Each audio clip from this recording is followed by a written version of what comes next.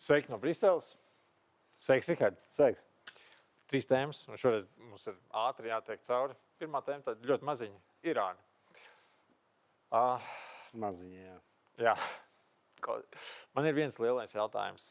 Vai tev ir radusies pārliecība vai vismaz ideja, kāds varētu būt tas mērķis vai plāns, kā tam visam ir domāts beigties? Pagad, to jautājumu droši vien pāri okeānam uzdod. Bet tas, ka kaut kas brieda, tur priekšvēsture nav jau pēdējais pusgads vai gads. Tas ir visas, kas ir bijuši par Irānas kodolprogrammas iegrožošanu. Tās ir ANO drošības padomes sankcijas. Nevelti tādēļ arī ir bijuši spēkā jau, es pat nezinu, cik vairāk kā 10 gadiem. Es tiešām nezinu, jau cik daudz gadus, bet ļoti daudz gadus. Tam pa vidu ir tātad, ASV nosacīt jauns prezidents. Viena lieta, ka bija skaidrs, ka šim jautājumam ķersies klāt par kodolieroču, kodolprogrammas turpināšanu, tā paša raķešu sistēmu attīstīšanu. Un ASV ir diezgan skaidri pieteicis vispār savu tādu redzējumu uz globālo, kur un kā un kurš ko dara. Un nebija jau uzreiz militārs intervences. Tā, kas bija pirms gada. Bet tur atkal... Tas bija gada apkārt? Pagājušo vasaru, bija 12 dienu karš saucamais starp Izraēlu un Irānu. Tātad tur ASV nebija nosacīt tiešā veidā, kā mēs to tagad redzam iesaistīt. Kur tika iznīcināts, var teikt, pretgaisa aizsardzības sistēmas, parādot to, ka tagad jūs esat kaili, mēs varam, visu, var teikt, iznīcināt. Un tad pēc tās epizodes sekoja sēsties pie sarunu galda, vienošanos panākt, tātad atteikties no kodolprogrammas, arī tajā skaitā balistisko raķešu attīstīšanas. Tur mēs redzam, ka paralēli tām sarunām bija liels protests, masveidīgs protests, kuru vardarbīgi, nežēlīgi arī režīms apspieda. Vismaz tās neoficiālās ziņas, ka burtiski 2 dienu laikā, janvāra sākumā, praktiski noslapkavot aptuveni pie 30–35 tūkstošiem Irānas iedzīvotāji. Es domāju, ka viss apstākļu kopums, plus vēl tāpat arī Irānas saistība ar teroristiskiem organizācijām tuvajos austrumos, tas pats Hamas, Izraels Gazas konflikts, tāpat arī Hezbollah, kas ir satelīta un saistīta ar Irānu. Irāna ir galvenais tētiņš reģionā šīm organizācijām, gan apmācība, gan ieroču piegādes. Es domāju, tas ir, kā saka, var izteikties, priekšnosacījumi perfektai vētrai.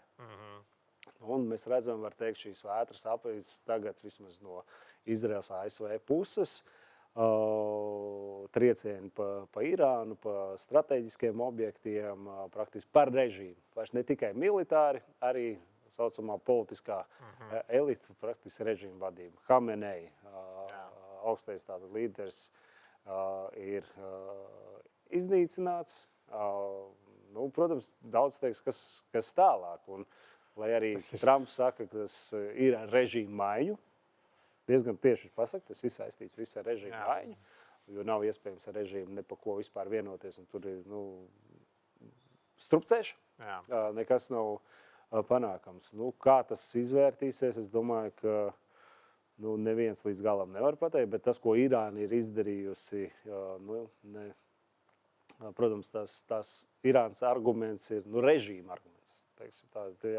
Režīma arguments ir, ka tagad uzbrukumi, ja nemaldos pēdējo reizi, ka tā paskaitīja, jo katru dienu īstenībā nāk jauna valsts klāt, kura Irāna mērķo uzbrukums. Šodien jaunākā valsts, kas pievienojas tam sarakstam, kas ir vairāk kā 15 valsts, ir Azerbaidžāna, kur Azerbaidžānā lidostā arī Irānas drons ir veids attiecīgu uzbrukumu. Un tad skatāmies 15 valstis, pārsvarā tās ir reģionu valsts, arābu valstis. Kā jūs teicat, Irānas režīms galvenā argumentācija, ka viņi dod triecienus par ASV militārajām bāzēm. Bet, lidosta vai Dubajas centrs īstenībā neklausējās baigi ar militāro bāzi. Tā kā es domāju tā, ka iespējams ir tāds uz apolitisko režīmu ieslēgts ceļš. Ja mūsu likvidē mēs parausim visu līdz tādēļ uztaisīsim tā līdzīgi. Otra lieta, kas man tā liekas, kur Irānas režīms ne bez konsultācijām varbūt ir sapratis, kas ir rietumos vājie posmi, kas var viņus saminstināt, rīkoties vēl plašākā mērogā, ir triecieni par globāliem enerģētikas tīkliem un kanāliem. Mēs redzam, Saudārābijā lielākā naftas pārstrādes uzņēmums iegūs Aramco, dabūjas triecieni, paralizēts Katara gāza, sašķidrinātās gāzes. Mēs redzam, Hozmur šaurums 20% globālais naftas gāzes piegādes posms tiek. Vai arī viņiem pat fiziski nav jābloķē, bet tas rada praktiski nenoteiktību. Un tie, kas no starptautiskajām jūras tiesībām, lai vispār varētu kuģot, ir jābūt apdrošināšanām, tam līdzīgi, un apdrošināšanas kompānijas citu starp, kas spēlē lielu lomu šajā visā konfliktā. Konfliktā ar to, kā tās globālās enerģētikas plūsmas, energoresursu nodrošināti, ir Britu kompānija Lloyds ir lielākais. Un līdz ar to neviens nedod šīs nosacītās polises vai kā, un kuģniecība apstājas. Tas ietekmē tūlītēji energoresursu cenas. Eiropā gāzes cenas pa 50% augšā, Lielbritānijā pa 100%. Cilvēki vēl pagaidām, ir jau kaut kāda lēciena reakcijas. Par kaut kādiem 11 centiem jau degviela ir kāpusi uzpildes mazumtirdzniecības uzpildes stacijās. Bet es teiktu, ka man liekas, ka tas ir diezgan lielā veidā sinhronizēts vai konsultēts ar Kremli, jo šodien pat arī Putins ir izteicis, ka varbūt Krievijai nemaz nevajag tur gaidīt 27. gadu, kad Eiropa pieņēmusi regulu par gāzes pilnīgu atslēgšanu, piekļuvu Eiropas tirgumu, ka viņš apturēs vispār tuņās tagad gāzes piegādes. Skaidrs, ka tas var, un tas rada daudz, kā es viņus varētu tās nodēvēt, tādas, kad ir cilvēki, kas ir skaidri nostāja, principiāli nostāja, var būt dažādi sarežģījumi, bet tādēļ nesāk minstināties. Būs sarežģīti tam līdzīgi, bet es pieļauju, ka Eiropā ir daudz politisko līderi dažādās dalībvalstīs, kas var skatīties, konkurētspēja, ekonomikas izaugsmē, kā mēs varētu, varbūt kaut ko mēs piebremzējam un ne līdz galam tagad īstenojam. Un es domāju, tādi centieni būs. Mans uzskats ir, ka ir jāvirzās prom, ir jāskatās, protams, tie paši alternatīvie piegādes ķēdes, un nav jau tā, ka pilnībā nebūtu. Tas vienkārši tik īsā periodā tu nevari atkal pārlikt, pieņemsim, visu Kataras, kas ir viena piekdaļa praktiski globālā gāzes piegādes uz Austrālijas. Austrālija arī piegādā. Un otra lieta arī, nav jau arī tā, ka Eiropā nebūtu gāzes iegūst. Tas ir jautājums, vai pati Eiropa, tās dalībvalstis, paliek nost šajā brīdī visu kaut kādas tās dekarbonizācijas politikas, zaļā kursa, un vienkārši pasamies, ka kaut kādā nogrieznī mēs paliksim ļoti tādi, ļoti ietekmējami. Ja mēs pat arī neuztaisīsim tās pašas alternatīvas šeit uz vietas. Tas sliktākais scenārijs, kas man nāk prātā, ir tajā pašā reģionā, nemaz netik sen, arī bija destabilizēta viena valsts, Sīrija. Un mēs dabūjām, kā Eiropa, atkal man ir sautīgi mērķi, es negribu, lai mums atkal ir bēgļu plūsma, nākti no tā paša reģiona, atkal būs atkal smagi destabilizēta, vai atkal uztaisīs vakuumā, irākiskais. Man tāpēc uztrauc tas, ka es pašlaik neredzu, uz kurieni, teiksim tā, tas gala mērķi, kāds ir atrisinājums. Es pieļauju tā analīze, vismaz no ASV puses, ir tāda, ka ir politiskie spēki, ir dabūt to populāro kustību Irānā, ka paši iedzīvotāji. Starp citu, atkal ienāk ziņas, ka daudzi Irānas militāri personas neierodas savu dienestu pēdējās dienas. Vienkārši nav, viss nezinu, kur ir. Un tā. Tas ir veids, kā mazināt. Otra lieta, arī cik ilgi pati Irāna var vest karadarbību, ne tikai tas, kā aizsargāties, bet tas, ko viņi mēģina darīt, uzbrukt. Mēs redzam tās pašas balistisko raķešu skaits no pirmās krītās, diezgan dramatiski krītās. Dronu skaits dramatiski krītās. Par droniem. Ukrainas aspekts šajā pašā keisā.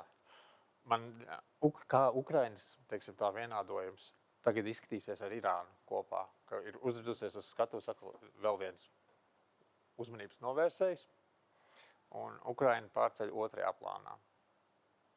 Nē, to jautājums, kas viņu pārceļ otrajā plānā. Eiropa nav iesaistījusies karadarbībā Irānā tiešā veidā ar Izraelu un ASV. Un, cik es saprotu, tāda plāna nav. Tas, ko dara atsevišķi Eiropas Savienības dalībvalsts un Eiropā esošās NATO valsts, kā piemēram Lielbritānija, tās sniedz militāru atbalstu piemēram Katarai, apvienotajiem Emirātiem. Te, starp citu, man ir jāmin tāda nosacīta dubulta standarti. No tās pašas Francijas, kas Rafael iznīcinātājs, un ne jau tas, ka iznīcinātājs pie ar visiem pilotiem. Sūta uz Emirātiem, lai aizsargātu Emirātu gaisa telpu, un atkal Briti sūta savus Taifūnu iznīcinātājus uz Kataru, lai arī aizsargātu gaisa telpu. Daudz man tur teica, jā, bet viņiem ir līgumi, aizsardzības līgumi, pieļauj Francijai ar Emirātiem un Britiem ar Kataru. Jā, ir, bet arī Lielbritānija pagājušo gadu noslēdza 100 gadu sadarbības līgumu ar Ukrainu aizsardzības jomā, tajā skaitā apņemoties sniegt militāru atbalstu, militāru palīdzību, nodrošinot Ukrainas aizsardzību. Un te ir tas, ko mēs daudz minējām. Ja jau tik ātri var spēj reaģēt Eiropas NATO dalībvalstis, nodrošināt gaisa telpas aizsardzību, tad tās atrunas, kas vienmēr ir izskanējuši, ko mēs arī pirms no Baltijas valstīm esam teikuši, ka nodrošinām ko te rietumu Ukrainas, līdz upē, kas ir daļu, viss ir no-fly zona, gaisa telpas aizsardzība. Tur vienmēr līdz šim ir bijis tas, ka, ja mēs to darīsim, mēs praktiski piesakam karu Krievijai. Tad ir jautājums, tagad Briti ir, Francija ir pieteikuši karu Irānai, Irāna ir pieteikusi karu Francijai, un Irāna nav pieteikusi karu ASV. Viņi ir pieteikuši to saucamo fatva, kas ir atriebības, kas nav tāda militārā doktrīna, kas īstenībā ir trakāk, kas ir reliģiskā doktrīna, kur... Tas arī ir aspekts, kur es lasīju, ka cilvēki sāk satraukties par ko baidīties, par izraitināšanās keisiem, par sleeper cells. Ne tikai sleeper cells, tas cilvēkiem ir jāatgādina, ka Irāna ir galvenais sponsors teroristiskām šūnām. Vai tie būtu... Viens no autoriem tam modernā terorisma formātam, viņi izgudroja to. Jā, tā kā, es domāju, ka tās ir pamatotas bažas. Teiksim, tajās Eiropas Savienības dalībvalstīs, kur ir liels skaits musulmaņu, tad tāds teiks nesaistiet ar reliģiju, piedodiet, Irānas nosaukumā ir islāma valsts. Tā kā, ja kaut kas tiks uzdots, tad tiks uzdots Allaha vārdā atriebību ar neticīgiem cīnīties. Jā. Un vēl viens Ukrainas aspekts, ko es arī dzirdu, ir teiksim, visu stoku problēma. Visiem tagad vajadzēja, kas tie patrioti raķetes, ir vispieprasītākā prece droši vien tagad. Te ir nosacīts, kā saka, tā sudraba maliņa Ukrainā. šajā situācijā parādīt, ka Ukraina nav tikai tas, kas aizstāvās savu suverenitāti, teritoriālo integritāti, bet viņi ar savu to know-how, ko vairāk jau pa 4 gadiem ir attīstījuši, dienu dienā, nedēļām cīnoties, kad ir baržas ar raķetēm, ar droniem, kad tagad bija, kurai no reģiona līču valstīm uzbruks, kad ir panika. Tā ir ikdiena Ukrainā, diemžēl. Un, viņi ir izstrādājuši jau ļoti advancētus pārtvērēju dronus, kas tieši pārtver šos te Shahed tipa suicīdu droni, vienvirzienu droni. Jā.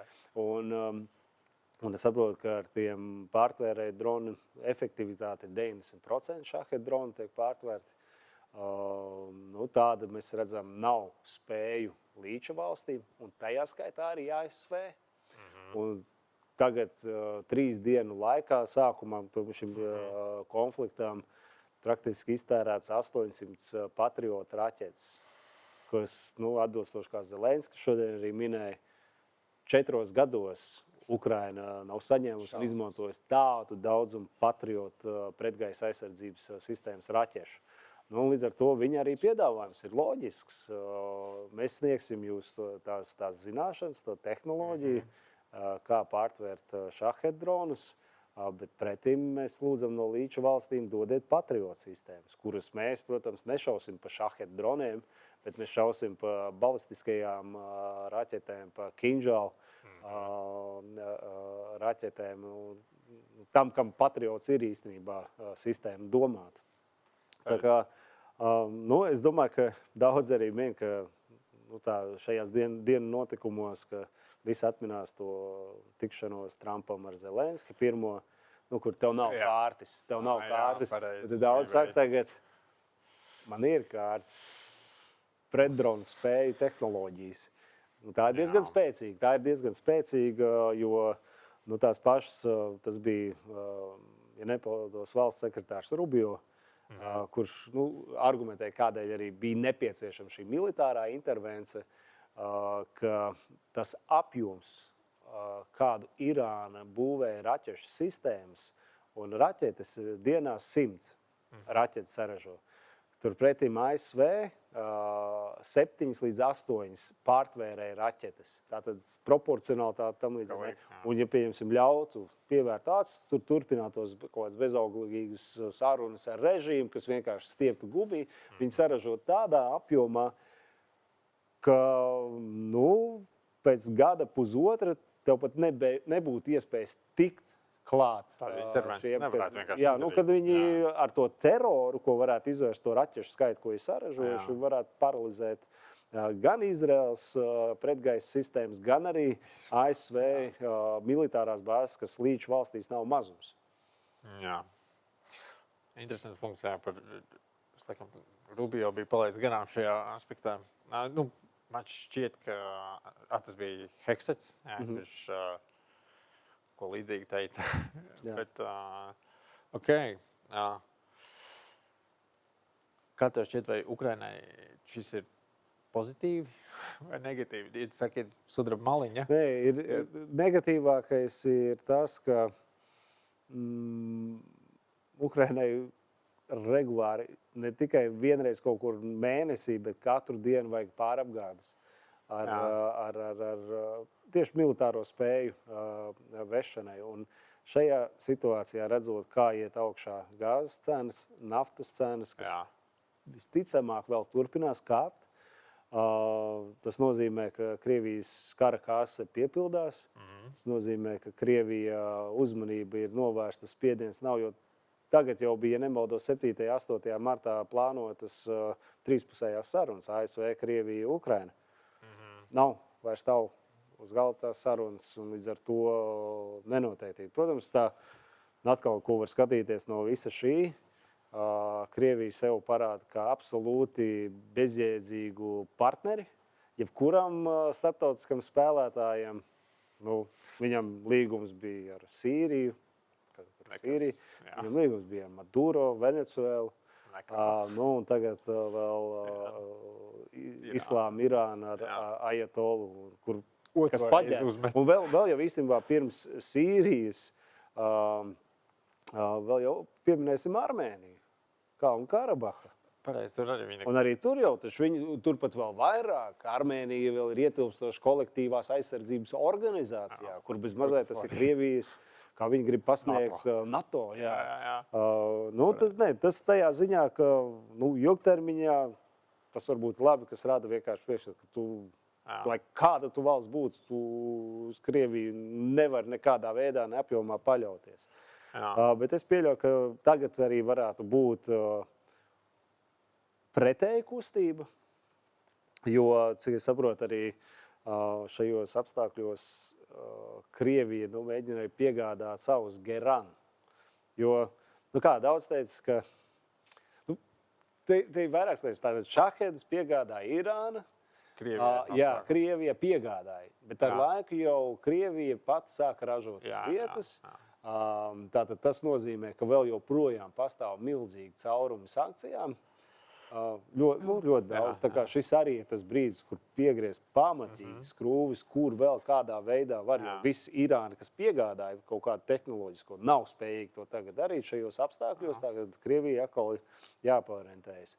Un šajā ziņā te daudz var teikt, ka tā neizlēmība vai minstināšanās no rietumu puses tagad maksā dārgi, jo atminamies vēl pirms neilga laika, Ukraina aicināja dodiet mums tiesības izmantot uzbrukošu rakstura ieročus, lai mēs varam militāros mērķus, tajā skaitā šahed dronu ražotnes Krievijā spridzināt gaisā. Tas pats senais stāsts ar Taurus sistēmu, kur Vācija, tagad ir kā ir. Varētu cerēt, ka Eiropa atvēra vienreiz uzteikt. Es šito redzu kā coalition of the willing. To koalīciju, kur viņi izpaudās. Ja gribēja, varēja aizbraukt un izdarīt kaut ko. Varbūt, ka tas padarīs vieglāku to soli politiski, pārdot Ukrainā, kaut ko izdarīt. Vēl jau ir ļoti cerīgs, bet vēl šajā visā mikslī ir vēl tas pats mūsu iekšējais destabilizators. Tas ir nākamais tēma. Jā. Ungārija. Orbāns. Jā.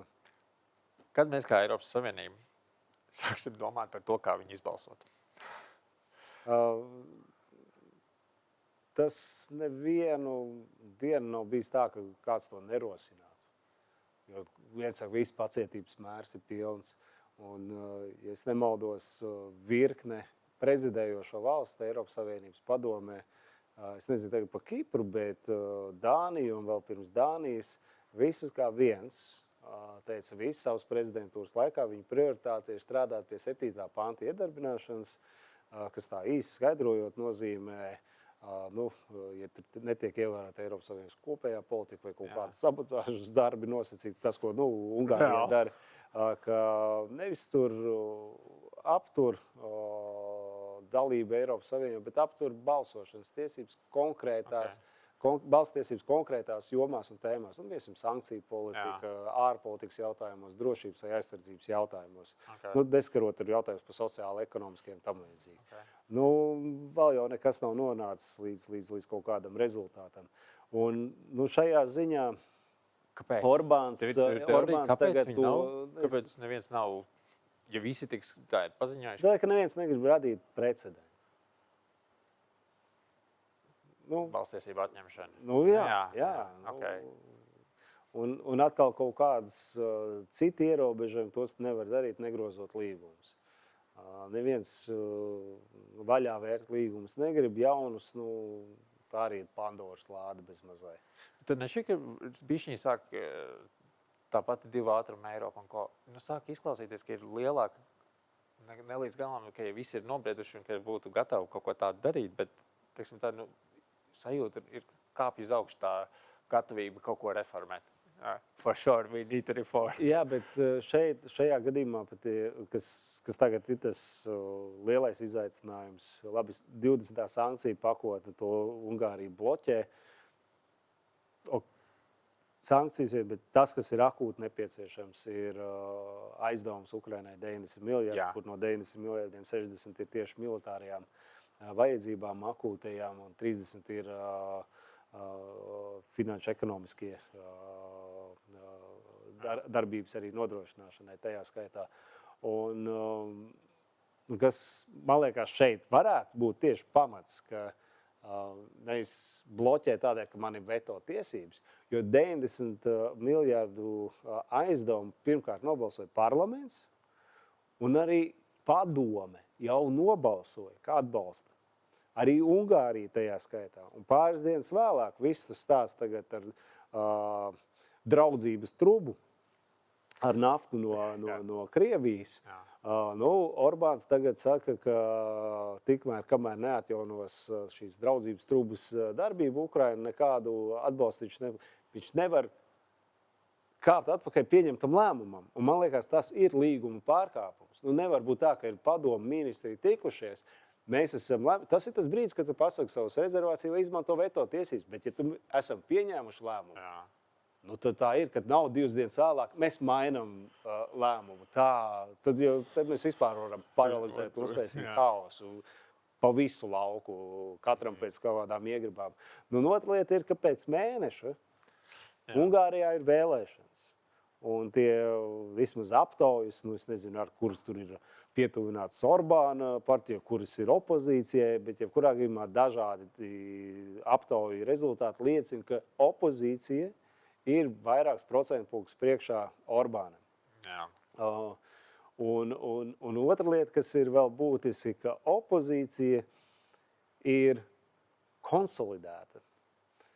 Tur nav, pieņemsim, 5 partijas opozīcijas, kas tagad pretstāv Fidesz Orbāna partijai. Ir viens līderis, un pārējās opozīcijas partijas ir pielēmušas izstāties no vēlēšana maratona un sniegt visu atbalstu vienam opozīcijas spēkam. Tas līdz ar to lielumu rezultātos var tiešām sasniegt. Es domāju, ka tagad ir tāds neadekvāts rīcības no Orbāna, spazmas, mēģina mobilizēt Ungāru vēlētāju, tātad ļoti līdzīgā veidā, kā to dara Krievija, vismaz savulaik. Protams, ar laiku, kad visa demokrātija ir nospiesta, tas viņam vairs nav jādara. Bet atminamies, Putins sākumā, tur jau nebija ar nenormāliem 80%, vēl jau tā nebija, viņš to varu sagrāvis, ka vienmēr bija ārējais ienaidnieks. Ārējais ienaidnieks, mūsu apdraud, ārējais ienaidnieks. Tagad Orbāna apdraudējums ir Ukraina, kur, ja nevēl šodien, viņš pat pateica, ja netiks atjaunot draudzības truba, viņš gatavs pielietot spēku. Tas arī interesanti. Es biju 24. februārī Ukrainā, mēs grupa Eiropas deputātu tikāmies arī ar Zelenski un arī šo te jautājumu pacēlām. Un uz ko arī Zelenskis norāda, ka tur ir tāds neloģisms. Pirmkārt, Ukraiņu armija vai Ukraiņas spēki nav bojājuši šo trubu. Tā ir Krievija mērķtiecīgos uzbrukumos pa enerģētikas objektiem. Tajā skaitā pa šo trubu ir bijuši. Viņi jau ir devušies vienreiz to trubu labot, Ukraiņi.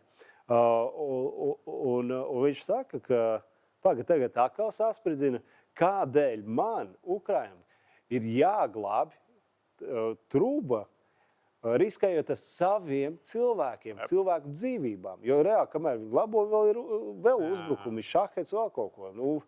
Tajā ziņā tur nav nekāda pienākuma. Tas tāds labas gribas žests, ka mēs salabosim, bet nav nekāds pienākums agresoru valsts infrastruktūru labot, lai tev kaut kas būtu. Līdz ar to es domāju, ka tie ir iegāns. Mēs redzam Ungārijas ārlietu ministrs kopš 22. gada 24. februāra 14. reizi apmeklē Maskavu. 14. reizi. Es domāju, ka tas, ko Orbāns saka, pielietosim spēku, man ir jājautā, vai tagad jūs oficiāli kļūsiet par daļu no Krievijas agresijas, līdzīgi kā Baltkrievija. Kas ir tas, kādā veidā tu to spēku taisies arī pielietot? Un otra lieta ir, ka tas, ko Orbāns līdz galam nepasaka, skaidrs, ka viņš informāciju ietur un arī Ungārijā diezgan izveidot tādu, ka alternatīvas viedoklis īpaši nepastāv publiskajā telpā. Un ir tā, ka šo pašu apjomu degvielas, naftas Ungārija var iegūt no Horvātijas. Horvātija ir apliecinājusi Ungārijai, mēs esam gatavi jau rītdien nodrošināt visu šo apjomu. Tur lētāka nafta.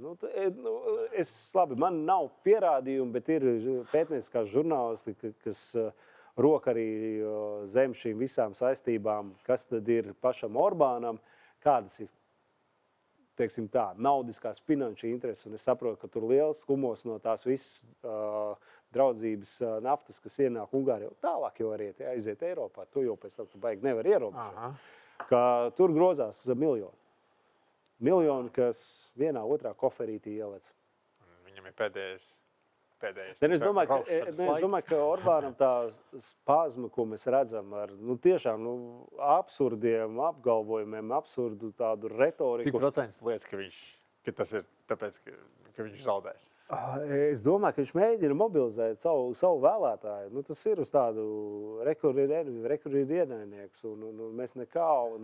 Tā sliktā Brisele ir uz vienu roku ar Kijevas, labi, ka viņš vēl nesaka fašistiem uz mazai, ko daudz izmanto. Un, es domāju, ka tā baža ir tik liela, ka viņam zaudējot vēlēšanās, manā skatījumā tur nekas cits nevar būt kā ilgadējs tiesvedības, krimināla procesa pēc krimināla procesa un beigās, līdzīgi kā Francijā Sarkozy, arī cietumsods.